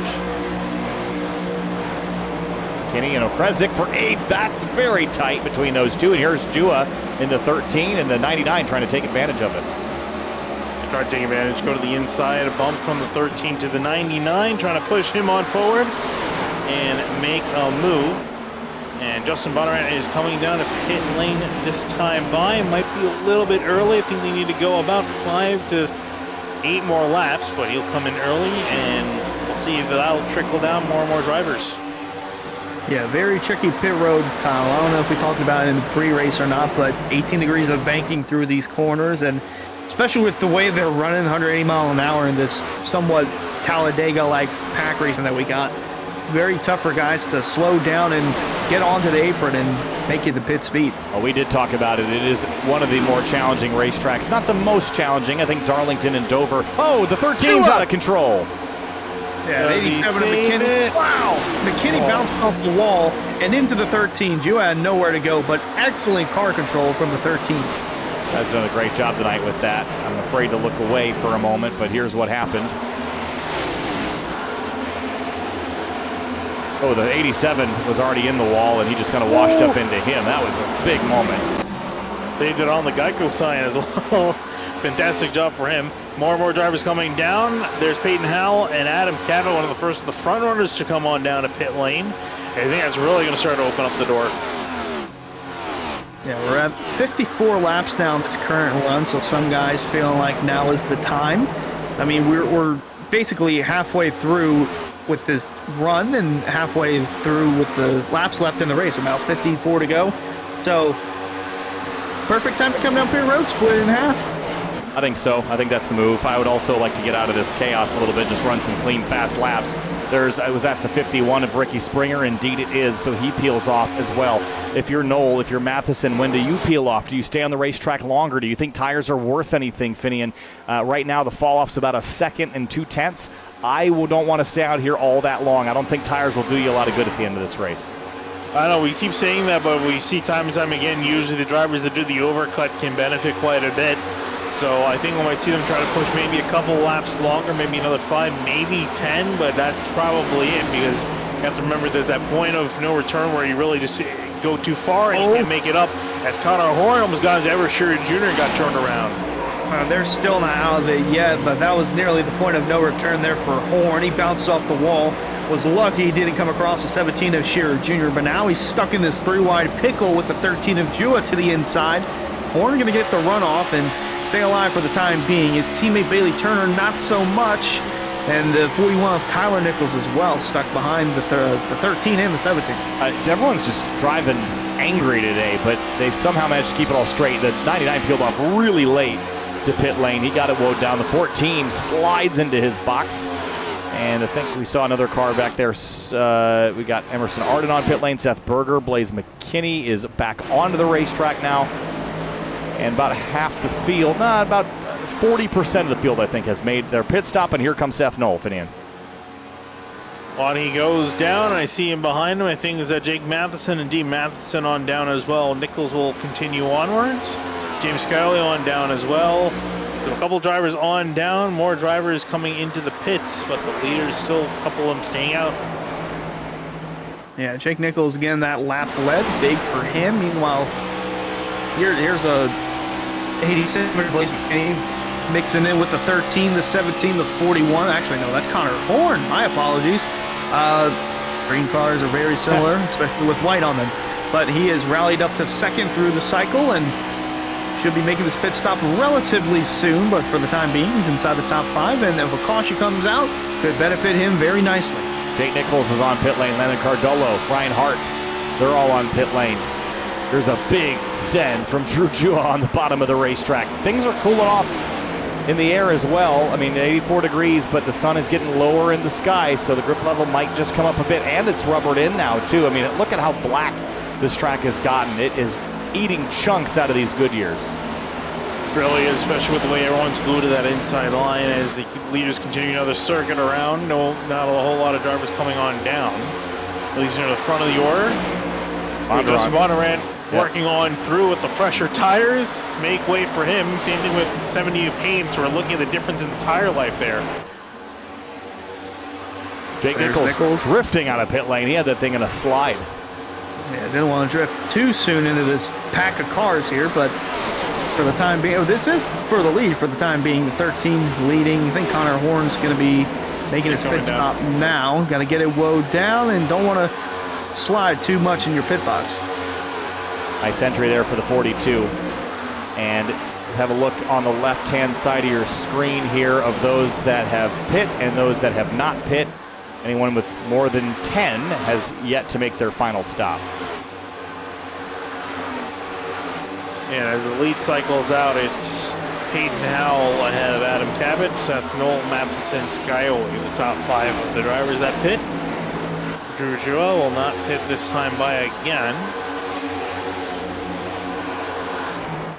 There's that 52. Yep. And then you see on the left, the top 6 have yet to pit. That's how many laps they've had since their last pit stop. A lot of 7s and below on the board, and some 60 plus still inside the top 6. Yeah, and if you look at, sorry, Finian, if you look at the gaps that Howell's got, he's got a half a second to Cabot, about another second or so, 1.8 from Cabot back to Seth Knoll. So things are going well for the 52, but there's a lot of racing left. 46 laps worth. That is a long time to hold out on older tires. And actually also for Connor Horn, I'm wondering if he may have come in a little bit too late. Look at where Connor Horn is on the racetrack and look at where Peyton Howell is on the racetrack. So there's Peyton Howell coming to the start-finish line right now, and if you cut to Connor Horn, he is just exiting turn 2 on the middle of the back straightaway. So big amount of time for Connor Horn to make up. Got a little bit fresher tires though, so that should benefit him somewhat. Meanwhile, focusing back on the 4 of Cameron Hearn, he's had a fair share of run-ins, but still a 13 for the time being. The 5 of Garrick Rand having a solid day as well, and just in front of him is the 9 of Justin Bondurant, who's had an up-and-down day, qualified on the front row, had an EOL that he had to serve, was mixing it up with Cameron Hearn as Grant bounces off the wall, and those two are only separated by 1 car, and that is the 5 that just bounced off the wall. Whoa! Whoa, that is definitely a black flag. Yep, it is. Oh, man, Drew Jua will have to serve a penalty for speeding on the pit lane. Brett Pancari is the last holdout up at the front on 64-lap-old tires. I'm generally amazed that Drew actually even made the cone the way he came flying in there. Wasn't going to make it on the speed, but at least made the cone. But Brett Pancari, as you mentioned, one of the last holdouts. Hoping for a caution, hoping for something to happen. Imagine his tires are going to start going because he looks like he's struggling there mid-corner. I wanted to mention it in qualifying too, but look at the steering wheel that he's got, and the force feedback as well, and just how much he has to turn in. I mean, look at this right here. This is 65 laps on this run, and you can just see how hard he's turning and how much feedback the steering wheel has. And, well, had a moment there. He's trying to get his pit cycle sorted out. Got to get it sorted now because we're closing in the final 40 laps, last 20 minutes of racing here. And everybody has now made their final pit stop in theory. If we get a yellow flag with maybe 10, 15 laps, you would consider coming down pit road.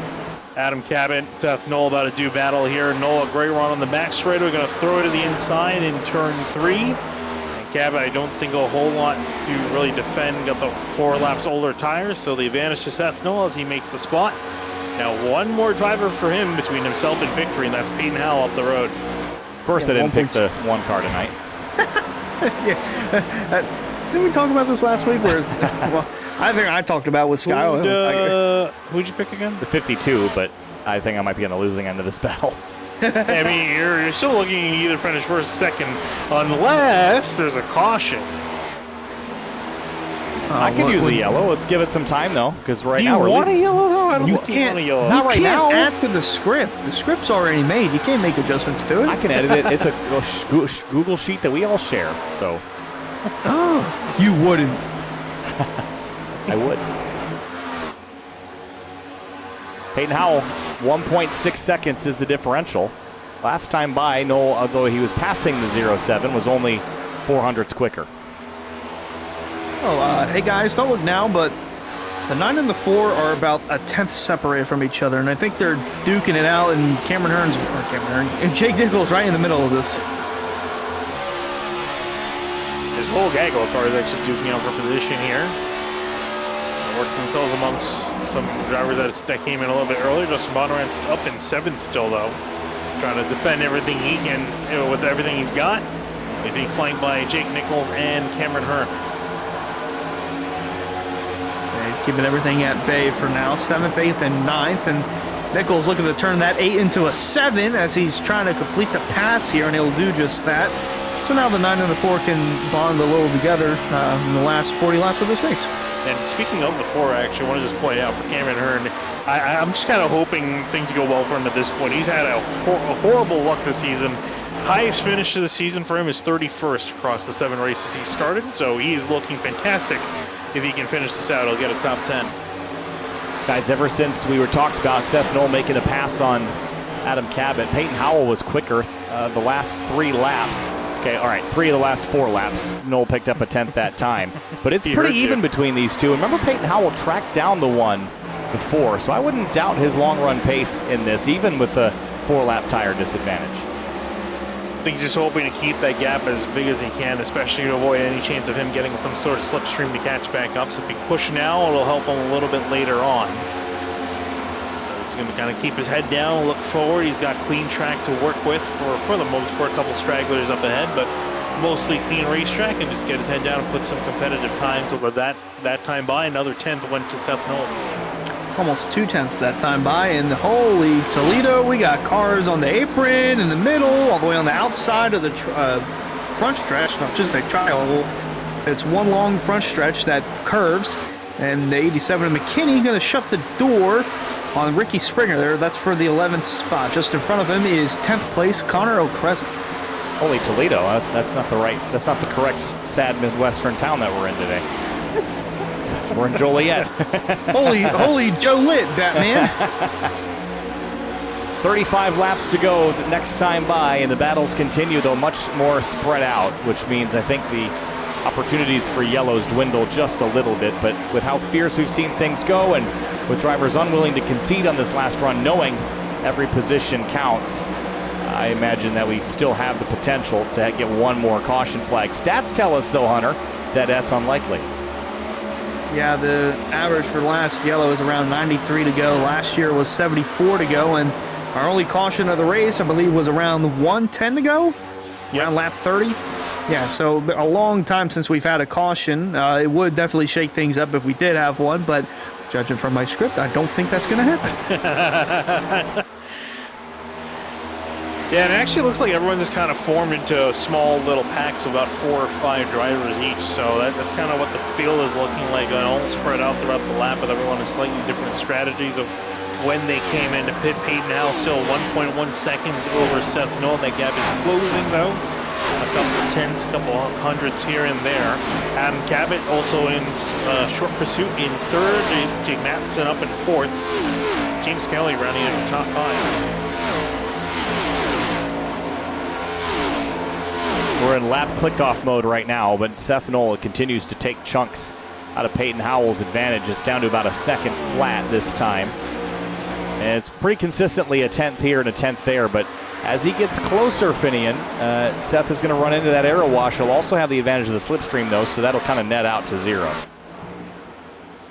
Yeah, we shall see. Haven't seen a whole lot of one-on-one car duels, especially in some clean air. A little bit towards the end of the last one where we saw Peyton Howell get up to the one of Seth Noel, so he was able to overcome the dirty air. But as the gap shrinks more and more dramatically and the one enters the slipstream range, that gap's going to contract quite a bit here. They're just over 30 laps to go, and I'm sure for Peyton Howell he would love for this race to end sooner. Or for a caution to come out so he can put on some fresh tires. Well, these two are playing nice. For now. Yeah. Ford versus Chevy. It's a classic battle here on the backstretch at Chicagoland. Oh, Cameron got very close to the quarter panel in the 9, almost turned him into turn 3, so they're playing nice, but barely as they exit out of turn 4. There's a battle for 8th place between both of these drivers.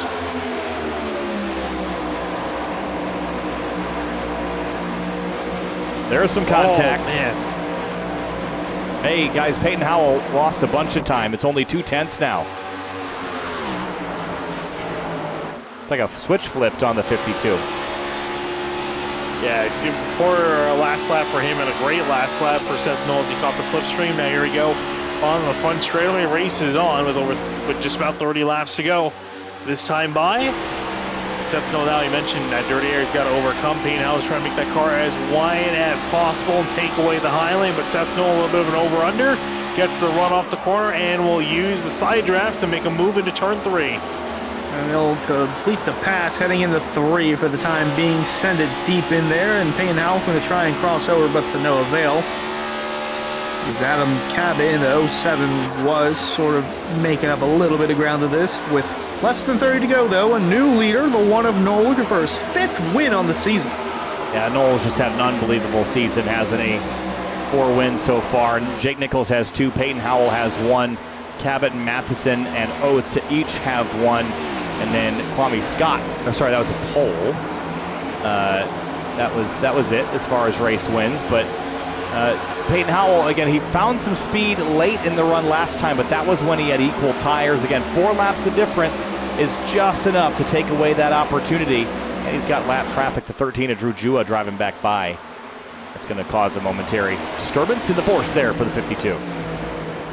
Yeah, not when he needs disturbance that he could probably do without. The 13 missing with things, but Drew Jua trying to make up for that black flag for speeding on pit lane entrance.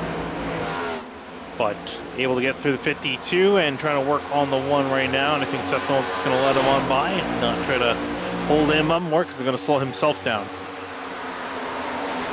He's going to run the outside lane. Meanwhile, a little further back here, Connor Horn still right around 20th. He's 21st on the racetrack. Just really hasn't been the night for him. Yeah, this is so frustrating because all this came down to 1 error he made on the opening lap, jumping the start. He led a lap, had to serve a drive-through penalty, and since then has really been unable to advance much further forward than about 18th place.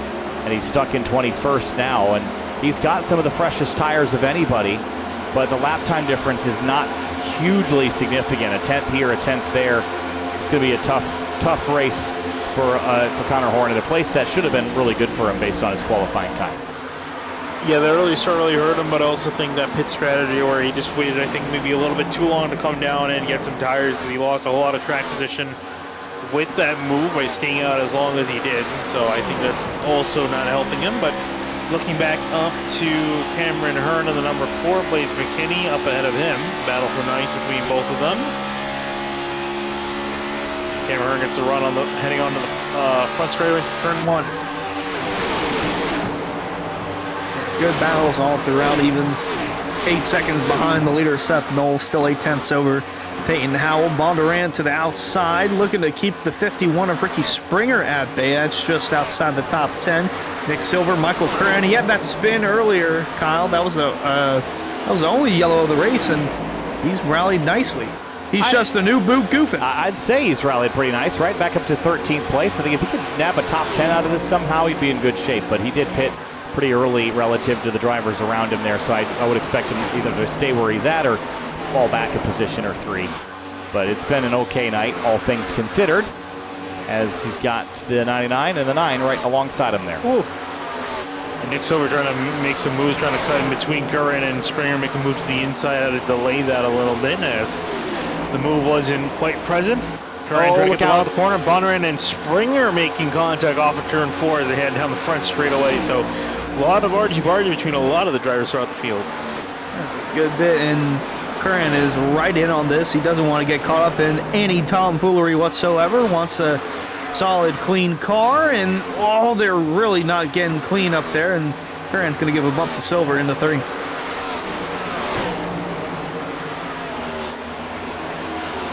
Down into turns 3 and 4. Next time by will be 21 laps to go. We're really wrapping this thing up here pretty shortly. The next 12 minutes. Seth Knoll leads with a commanding 1.4 second advantage. And things are looking like they're going to fall right into his lap in these closing stages if we don't get a yellow flag, which these guys seem bound determined to make happen here, Finian. Yeah, they're fighting really, really hard here for this 11th place spot. Nick Silver, the slide job for him in front of Ricky Springer. Michael Curran going to do a dive and try to make something happen in 3 and 4. Will be side by side with the 99. They both dispatched the 51. That was Springer, who now has to, actually he's trying to get a run back, looks back to the outside of the 24. Yeah, he is still trying to get around this gaggle of cars and can't really make enough room to the inside. Can't squeeze up either. Springer getting up near the wall. Going to have a nice run on corner exit. Actually, Curran will squeeze, but Springer's tapping that wall into 3. I got pretty tight there. Nick Silver, Michael Curran on the outside, the 51 on the bottom there. And things are going to tighten up here for second place as well. Adam Cabot and Jake Matheson are in tow, and they've got plenty of time to make an attack here. Cabot's got the same tires that Howell does, and Matheson's got the same tires that Knoll does. Here comes the 54 on the look, and Cabot turned in early to try to defend. Yeah, he knows that he's kind of started making more and more of a defense. That being said, will he be able to last 20 laps? It's going to be tough to tell, depending on what Matheson's got in store. And he also can't count on James Scully. He's going to be closing up on this little trio battle up here near the front. Matheson going to try to look low as Cabot looks to the inside of Peyton now. I don't think it's going to work for him. He's going to get really tight off the corner. Howell's got the run, but actually not that great a one as Cabot uses the side draft to draft down into turn 3. Well, the more the merrier for Seth Knoll. The more these guys battle, the merrier it is for him. He gets to increase that lead from 2 seconds on. Matheson going to increase the pressure for this battle as well. Going to dive to the apron, 3 wide, heading into turn 1 for second. And Matheson's going to get 2 for 1. Power move for the 54, and he drives into second place. He's running about equal times to Seth Knoll, and you just wonder for the 52, and he pitted a little later and been on kind of equal strategy. We saw him outpace the one earlier, and he put himself at a disadvantage for the tail end of this race, Finian. You have to wonder if he would undo that call now. Yeah, well, he's still running pretty well, so I don't think he'll be too disappointed with that. He does have also a win to lock himself in, so he is secure, but is still trying to get as best of a spot as he can as he's fighting with Cabot side by side now as Matheson's gotten past both of them. But even then, it looks like Cabot's going to throw it in the corner, slide job off the track, over-under for the 52. He goes to the inside. This is the battle for who wants to talk with Kyle and Finian after the race, and they're really showing it out, training paint down the back. Here comes James Scioli, about to make it a 3-car battle for third. Yeah, they're about to tangle these two. They've been leaning on each other now. The 07 wants to go by. The 52 wants to hold the spot. More contact. Here comes Scioli, going to split the difference right between the two sparring drivers, 3 abreast into turn 1. He's like, well, if you guys want to take away third place, I'll take it myself. He's not quite able to get the move done. Cabot gets that run off the corner, but it's in the wall. He makes contact with the 7, and they both slow down. Wow. That was a wreck that did not happen. I'll say. That was about as close to crashing as you're going to get at Chicagoland Speedway. Yeah, you see Cabot just trying to force the car to rotate more than it can, gets up in the wall, and then that bumped into the 7. That could have been disastrous. He was already correcting the steering. If he hadn't been ahead of it, I think they would have crashed there. Back to 9th place, McKinney, Hearn, Curhan, Nick Silver, Bondurant, Springer. This is going to be a really interesting scrum here in the next few laps because everybody here is on similar tire strategy within 3 or 4 laps of each other, and it's going to be an all-out bare-knuckle brawl here for the last 14 revolutions. Yeah, it's also quite a few aggressive drivers in this pack as well, so that's why I think things can go awry potentially here, as they're all fighting still nose to tail, quarter panel to quarter panel here. At the moment, it is not Bondurant, it is McKinney leading this group, then Curran, Silver, Cameron, Hearn. And Curran trying to get to the inside of Blaze McKinney, and behind Cameron Hearn trying to fight with Nick Silver side by side off turn 2. Looks like McKinney's going to win out of this exchange. Hearn and Silver is still side by side. Well, Curran's going to send it deeper into 3 this time. Going to try and get alongside the 87s, have an opportunity to side draft down the front stretch, and really comes from the last lap where he had a strong run off of 4. McKinney went to block, and then that's kind of what led to this side-by-side battle for 9th, heading into 1. And yeah, Nick Silver trying to keep everyone at bay. Curran going to slide up and complete the pass on McKinney. Up into 9th. What a recovery from the spin earlier out of turn 2. It's the only incident we've had today that is... Actually, that one did cause a yellow? That was the yellow. It did not. Oh. Blaze McKinney just dropped out of the scoring. Oh, yeah, his quality has gone down. I think that might be it for him. Oh, that is brutal after the night he's had. Oh, man. He's back. Oh, and he's in Nick Silver. Oh, well, that is not wise. That would make a certain Instagram account. Wow, that was dicey. That's jamming too many pickles into the jar there, isn't it? Holy cow. And it gets really tight. It gets even more crazy because when a car comes back from netcode or dropping, they usually have a lot of netcode around them. So, and they were fighting quarter panel to quarter panel there. That could have been disastrous. But McKinney's back somehow from the dead. And here he'll go back with a fight, a shove to the 51 of Springer, and now looks to the outside. He's trying to make sure his ones are still good, and he's still rolling on that outside lane. Top 10 still within reach for the 87, even after that little tomfoolery that we had through a good part of the last couple of laps. Bondurant, though, going to look to the outside of Hearn once more. Oh, the 4 and the 9, they have just been beaten and banging tonight. 10 laps to go for this crew, all battling for the tail end of the top 10. Clock is ticking. Look at Greg Mitchell. He's joined the fray. He's looking to the outside. There's nowhere for him to go, though, as he's got the 9 and the 4 side by side. Almost thought about making it 3 wide looking to the inside, but he knew that would have been a losing battle. Yeah, while all this is going on, Landon Cardillo's joined the fray. He also had a fast car in practice, but I believe he was the one that had to serve a pass-through at the beginning of the race, so really just a tough grind for the 19 all race long. And he's in the thick of it with 9 to go. And while this is going on, a bit of a battle for second is brewing here. Matheson, Cabot, and Scioli are condensing. It's closing very slowly, but as the laps click away, it's still possible. I think this is the most exciting battle on the racetrack, though, so we'll return you to it. Springer and Bondurant.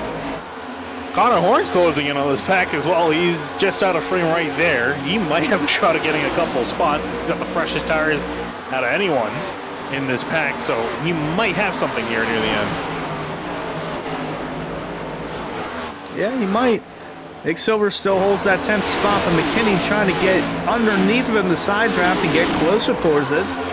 But yeah, if there's going to be a bump from Springer to the 87, there's going to be a yellow, Kyle. It's going to come from within this group. Yeah, we're wearing tires out more than we had the last run. Times are in the high 31s. A little bit of contact. Springer. Message sent, message received.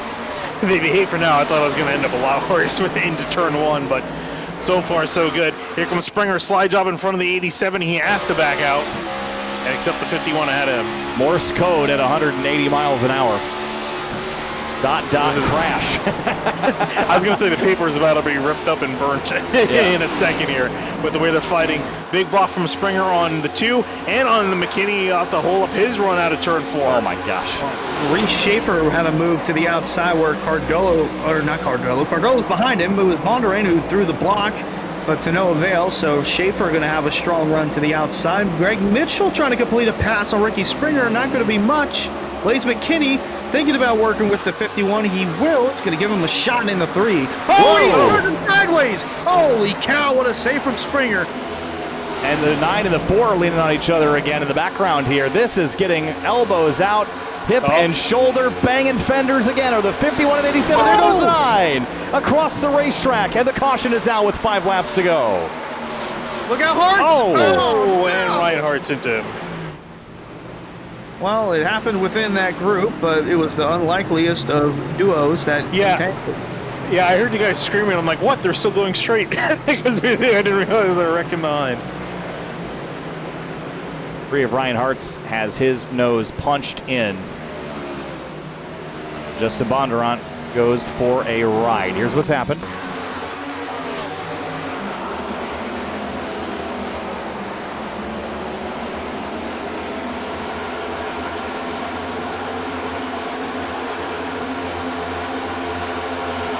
Contact off the 19, spears him across the 4. At this point, he's just kind of along for the ride, and 3 had nowhere to go.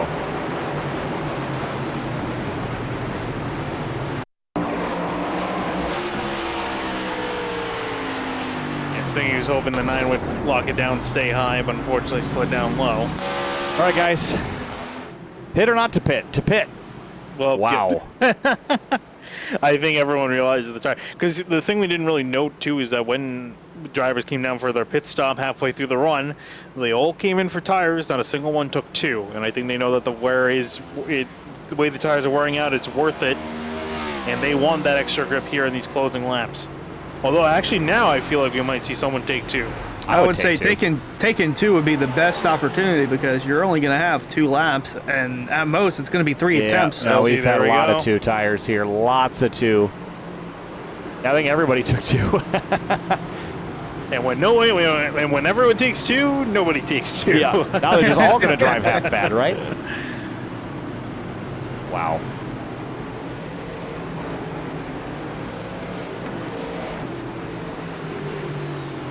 And you know what's crazy? We've got 3 drivers out of this race. Mason Kane, Philip Groner, Jonathan Oates. Everybody else is on the lead lap. So 37 cars of the 40 that we started with. And it will be a green-white checkered, I believe. So it will be the first attempt. Maybe Blaze not. McKinney just got a unsafe pit road exit. And I think they're trying to review it. Oh, and I think he might have had an internet disconnect, and I think the sim did not like that because I was just checking. He was on the apron the entire time, but when he left off, when it went out of pit lane, he flipped. And Edmund's saying he can hold his position. Got lucky there. Benefits of having a live admin. Yep. We're going to be in overtime now, so this will be the first of our 3 attempts. And we've only had 2 yellows today, guys, but when you pack up everybody and you give them a chance, dangle that carrot, I wouldn't put it past us to utilize these green-white checkered attempts. What's your thoughts?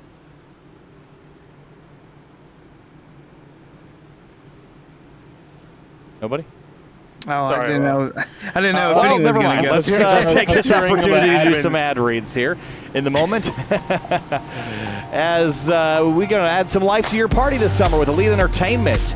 Located in Boiling Springs, South Carolina, Elite Entertainment provides high-quality band production and entertainment at any location, including karaoke, singo, and more. Visit Linktree/Elite Entertainment LLC for all contact info. And High Banks Podcast, just 2 blue-collar guys, Nick and Alex, talking about NASCAR and more. Listen to episode 205 with Brad Slaughter New episode with Jacob Bell out now, available on Spotify. And of course, Rick's Hot Sauce. Guys, it has been a spicy race tonight. Maybe no spicier, though, than rickshotsauce.com. Head over to rickshotsauce.com for some of the best hot sauces made locally in South Florida. Try the Loxahatchee Classic, Golden Garlic, Palm Beach Pineapple, or South Beach Heat. Follow the Rick's Hot Sauce Rookie of the Year battle in the Area Cup Series and see which driver takes home the $100 prize as the highest finishing rookie in the point standings. Okay, now that I've got your attention, Finian, do we get this done in one attempt, or will we take more? Oh, I'm feeling 2 attempts. That's what I'm going to go with. Hunter? I think we're one and done, and the bet has been made for a lot of these guys, or most of these guys that took 2 tires. The one going to fight for his 5th win of the season, hard to fathom, and the 52 Peyton Howell going to fight for his 2nd win on the season, but don't count out the 7 or the 07 just yet. So a lot could happen here, Kyle. Got 2 laps to sell this out. I really do think the 52 is in a good position. I like his aggression. He's got speed on the short run and the long run. He only needs it for the short run now. He just needs to want it more than Seth Knoll, and he got left behind on tire strategy now. Great pit stops. He's been getting lucky down there on pit lane. 8.8 seconds in the box. It puts him on the outside of the front row. 2 laps to go. It's 3 miles left. Unless we get another yellow before the white flag. Seth Knoll, Peyton Howell, green flag, and another terrible restart for the 52. He does not go, and the rest of the field stacks up on him on the outside lane. Yeah, I mean, we only had 2 restarts tonight, but unfortunately he's been 2nd place in both of them and had a poor run in both of them. This one worse than the first, but now he has a chance to try to make it up here. He's going to push he's into the wall. Same thing with Adam Cabot. Coming off of turn 2, a bump from Adam Cabot to the 52. Jake Matheson to the inside, side by side between Nichols and Scioli. Now 3 wide with Howell in the middle, and Scioli as they lead. Seth Knoll coming out of turn 4. They're looking for the white flag, and it's waving. 1 more lap for Seth Knoll for his 5th win on the year. Jake Nichols is high as 2nd as he's been all race. He's got less than a lap left to settle it out. They're 4 wide in the back. There's no way they get around another lap doing this. They're 4 wide there as well. This is dicey stuff. Is there going to be calamity on the backstretch? Will we make it back? Seth Knoll leads the way, looking for his 5th win. Here comes Jake Nichols in the 73, trying to make a big send. The field is packing up behind, trying to steal positions at the end, but Seth Knoll comes out of turn 4. Win number 5 at Chicagoland, and they're spinning in the background across the stripe. Knoll wins. Nichols, Scioli, Howell, Matheson, and Calamity. Wow. Oh.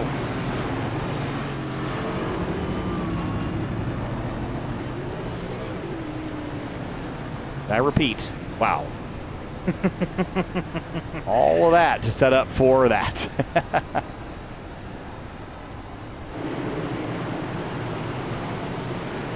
See everyone giving congrats to Seth Knoll, who is setting on a clinic this season. 5 wins to his name. Unbelievable finish, and just inopportune timing for the 52 of Payne Howell to not go on the restart. We end up with the Solar Flare 1, 2, 3 once more. They will celebrate as such.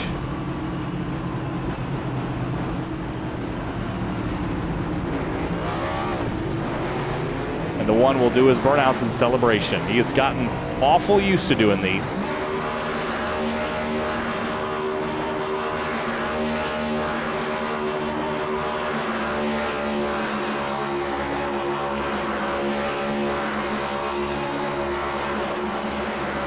While he celebrates, let's go back and look at the collisions that happened. I saw the 14s involved in one of them, so let's see how this kicked off. I think with Cabot right there, I think he was trying to, I don't know what he was trying to do there, actually. I don't know if he was trying to get Cabot to move out of the way and kill his run, so that way he can beat him at the line. There is a penalty for that, so I don't know if that was the best choice for Crescent. We'll see what the admins think of it after the fact.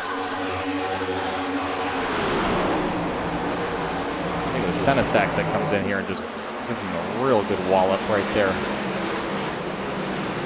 All that aside, got a race winner. Let's have a look at our race results here, guys. And at the top of the board for the 5th time this season, Seth Knoll, Jake Nichols, James Scioli.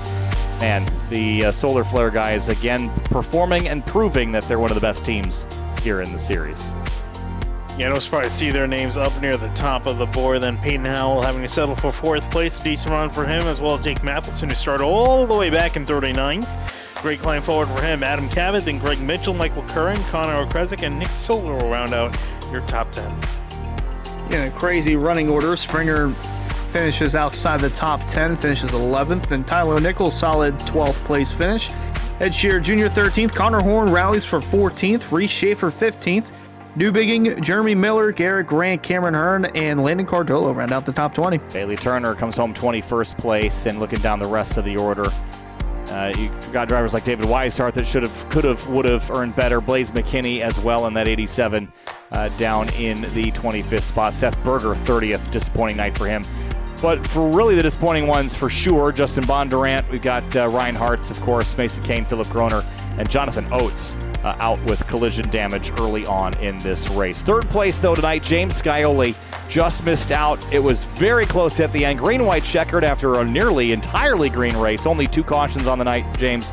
The intensity was up, but a P3, not a bad night, and a solar flare top 3. Good evening for you, too, or you 3, rather.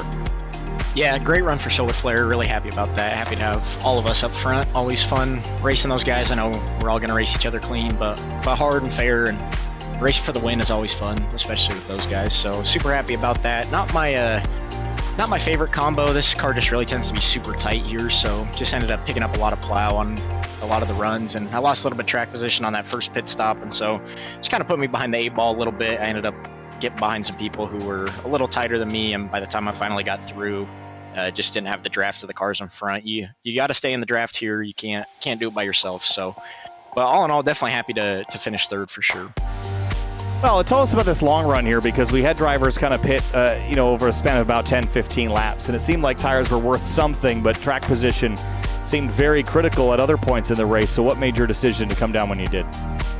Yeah, I knew I wanted to be after some people. I always like to kind of be on the later side, just in case it comes down to, getting around those guys later in the run. I'd rather kind of let them go and burn their stuff off, and then hopefully have fresher tires and can make passes easier later in the run rather than pitting early and getting caught behind slower cars and traffic or something. So that's always kind of what influences my decision. I think I pitted right at the right time. I didn't come out in any traffic, was just able to kind of stay in the toe of J-Math and just try and get as much spots as possible.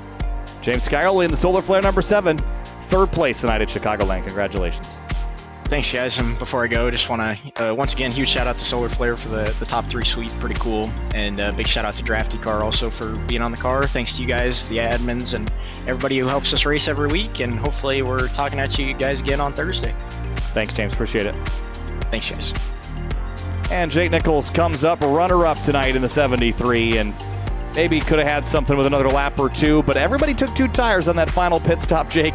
And as Finian said up here, when everyone takes 2 tires, nobody takes 2 tires. Your thoughts on those last 2 laps? Just team. I was all focused on the team. I didn't think it was going to hook up as good. I kind of anticipated everyone to just go straight, because we took 2 under green. So then taking 2 obviously there, our left sides were worn out. So we lifted a tad bit on entry to 1 on the restart. So then we got a great run out of 2. Got past James, but tonight was a team effort. Obviously, anytime you get a 1, 2, 3, it's pretty big, but that gives us a huge point lead. We're almost 2 races ahead now, and that was kind of the goal: get a huge point lead so we can just go into the playoffs and just do whatever is necessary to get to the Final Four, pretty much. So we've been doing that. I didn't expect to really get an interview in this race, because it was. I don't know, that's just not my specialty. Most of the time we were so tight tonight, and it was just so draft filled with how this Cup car works and grip tracks. But we caught a lucky break there with the caution, and I knew we were set pretty much when we were all 3 on the bottom lined up. I knew we were going to be 1, 2, 3 as long as we didn't mess it up. Just didn't know the order, but I couldn't really do much with Seth there. It's just so gripped up for those last laps. I tried to maybe run the top, get something going, but either way, we'll take it. Awesome night for our team. Big time proud of my squad here. Tyler clutched up for a 12th, so it's a shame that Philip was involved in an incident earlier, but I think we made up for that with our 4 cars finishing very, very well tonight. It was a great night for Solar Flare Racing and for you, Jake. Congratulations. P2 for the 73. Thank you. Thank you. And Seth Knoll continues to rack up the victories, running out of space on the virtual trophy shelf. Number 5 of the season, Seth. And this one, you had some battles there with Peyton Howell late in the race. Late race restart almost took it away from you. 84 laps led, though, and in overtime. Wow, what a race. Take us through it. Well, first of all, Kyle, I had to make up for you not picking me this week. Well, every time I picked you, okay, I don't know what's going on, but I have 3 wins and somehow last, so it's not working out for me. Well, you should have picked me tonight. Clearly. But, yeah, I mean, we just had really good pace. We had to make up for our championship kind of chance taken away last season here. We didn't really get to show them what we got. So we wanted to put that little redemption arc tonight, and our pace was just really good.